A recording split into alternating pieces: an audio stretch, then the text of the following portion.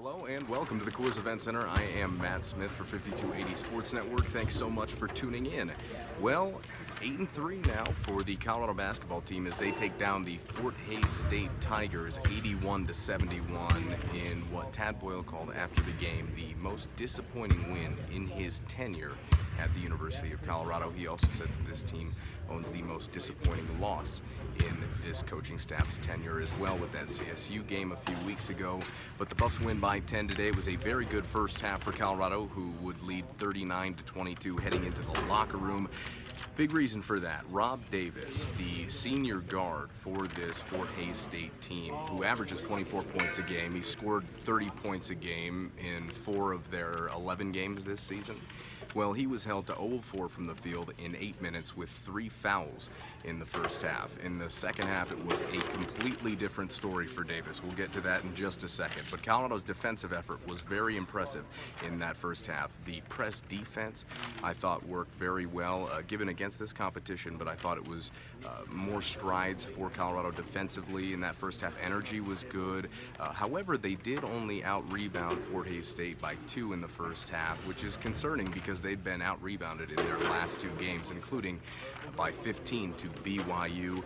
Josh Fortune snapped his slump of 0 of 15 shots in that first half. He finishes that first part of this game with 6 points on 3 of 6 shooting. And Colorado, like I said, defensively holding Fort Hays State to 21% from the field. The second half was where things dramatically changed.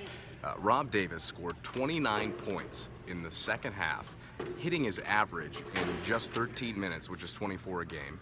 He scores 29 on 11 of 16 shooting in the second half and 7 of 8 from behind the three-point line. It is a record for the Coors Event Center for most points scored in a half, previously held by Corey Higgins in 2008. He had 28 points in the second half against CSU, so a new record for Rob Davis, who's a hell of a basketball player and put on one of the most impressive individual scoring performances in a half I've seen at the collegiate level. Was really impressive. Now, a lot of that had to do with the lapses in Colorado's defensive effort in the second half, which Tad Boyle was extremely critical of after the game in the post-game press conference. Fort Hays State was able to cut it to a 9-point game with 2:55 left to go in this one. It was a very good performance from them in the second half, who actually outscored the Buffs 49-42. So there's a lot to get into here, so let's just try and break it down. So the Buffs went 81-71. They moved to 8-3. Now here's the good. Deleon Brown, 15 points, 4 of 6 shooting, including 3 of 5 from the perimeter, also 3 rebounds and 2 assists. He was the first man off the bench tonight, and he kind of solidified himself, hopefully, as a really solid rotation player moving forward. He has shown good flashes this season, but he had just 15 points combined in his last 7 games, and tonight he breaks out for a career high, including 10 in the second half. I really like what he brings to the table, especially defensively for this team. Colorado's much better, I believe, on the perimeter, guarding the perimeter when he is on the floor, which is concerning for Colorado, of course, because they've got 4 fifth-year seniors in this starting lineup and a redshirt junior who ought to know better by this point in time. Tad Boyle extremely distraught with this loss. 27 bench points, but 22 between Brown and Torrey Miller, who had 9 tonight. Of course, Josh Fortune, the good, 15 points for him, 5 of 9 shooting, and hopefully got his confidence back after the game in the post-game presser. He said that it felt really good to see a few shots go through. Like I said, he was 0 of his last 15 before he hit a three-pointer in the first half.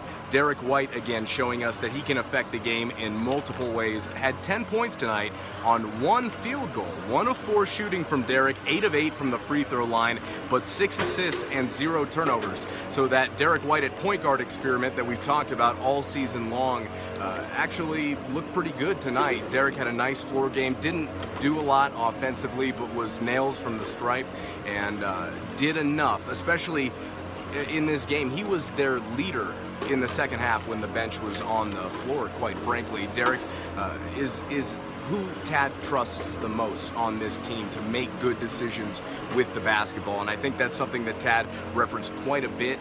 Post-game today was just, the Buffs aren't making good decisions. In fact, the quotes are incredible from the post-game press conference, so we'll get there in a second. But the last good thing I'd like to point out is consistency from Xavier Johnson. Consistency is the name of the game with this basketball team, and they're just not very consistent right now. But XJ scores 15 tonight, 5 of 8 shooting, again in his comeback from that injury last season, the Achilles injury that forced him to sit out last year. He does look like he is back and healthy. Of course, I think if you asked him, he'd say be about 95%, but he looks pretty good to me. He affected the game quite a bit tonight, and the Buffs are going to need a lot from him moving forward. The bad tonight, they only out-rebounded Fort Hays State by 4. Fort Hays State has 3 guys who are over 6'5". The Buffs only had 7 offensive rebounds. This is a Tad Boyle basketball team. Tad is furious about that. In fact, after the game in the post-game presser, he stated that this Colorado team has become a below-average rebounding team in just about a week and a half. He said heading into that Xavier game, he felt like they were actually a pretty good above-average rebounding team, but afterwards, out-rebounded by Xavier, out-rebounded by BYU, and of course, only out-rebound Fort Hays State by 4 today.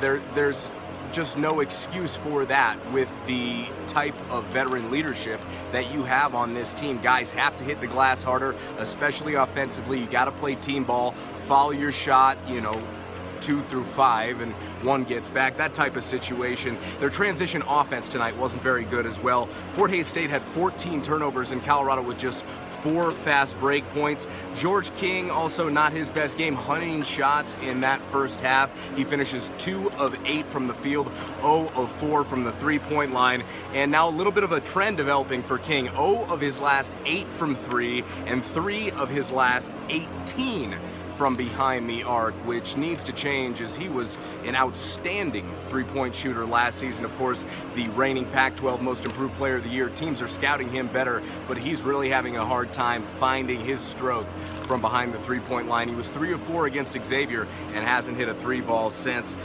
Wes Gordon, 2 of 3 from the field tonight. He is raising that shooting percentage, but he's got to be more aggressive. Wesley is a dominant player on the defensive end and can certainly be that as well offensively, but after the game, Tad Boyle said that he's kind of come to terms now with, you're just not going to change Wesley Gordon. He is who he is, but if the Buffs really want to improve and compete in the Pac-12 Conference, Wes Gordon has to step up and contribute offensively on a nightly basis. It has to happen for this team because when he does, they are that much better. The quotes from after this one, like I said, were pretty impressive. Boyle called this the most disappointing win in his 7-year tenure here at the University of Colorado as head coach. Also, he said this team owns the most disappointing loss, of course, that being at home to CSU a few weeks ago by 14. He called the effort in the second half terrible. He said that he needs to evaluate these rotations and be more judicious with the playing time. Deleon Brown is going to earn more minutes assuredly, and Lucas Seward, I think, is one of those guys that, barring foul trouble and necessity, Boyle is going to try and limit his minutes because he's just not playing well right now. He's a freshman, but he's very raw, and he's got to work on a lot of things. Of course, a freshman's going to show good and bad, you'd hope, but more good than bad. Right now, I think for Lucas, it's been more bad than good, and Tad is certainly going to evaluate the rotations moving forward. He called this team a below-average Pac-12 team by his standards, which I'm not so sure you can disagree with him right now based upon how things are going within this conference. Colorado will next go to Air Force on Monday, where they will take on the Falcons at 7 p.m. in Colorado Springs. I recommend to any Buffs fans that are thinking about making the drive down to the Springs on Monday. I know it's a Monday night, but it's a pretty cool environment to see a basketball game, and Colorado's going to need some support because that's a disciplined, it's a tough team, and Colorado has not shown very well against disciplined, tough teams outside of Xavier this season. Of course, the Buffs will wrap up their non-conference schedule on Thursday at home at 6:30 p.m. against Eastern Washington, and then have a 9-day break before they open Pac-12 play with Utah on January 1st in 2017. Can't believe we're there already. I am Matt Smith from the Coors Event Center. Thank you so much for tuning in here on 5280 Sports Network. Go online and follow our family of podcasts at 5280sportsnetwork.com. But first, go on Twitter and follow me at Real Matt Smith. That's Matt with one T, at 5280 Sportsnet, or like I said, online at 5280sportsnetwork.com.